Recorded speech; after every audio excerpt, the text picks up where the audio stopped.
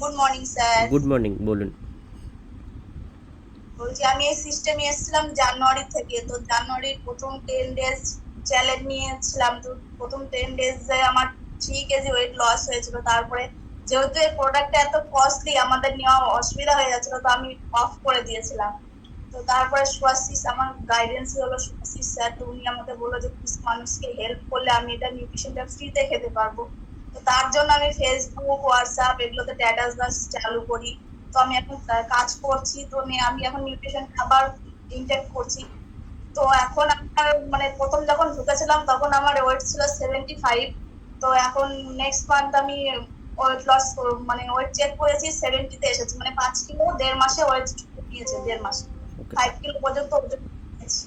ওকে। আর তো আবার নিউট্রিশনটা নিচ্ছি স্যার। একদম। আর 5 কেজি কমার পর কিরকম লাগছে, মানে ফিলিংস কিরকম? খুব ফিলিংসটা খুব ভালো। ওই যে ম্যাডাম যেমন বললো যে ওভার ওয়েটের জন্য একটা টেনশন, হুম।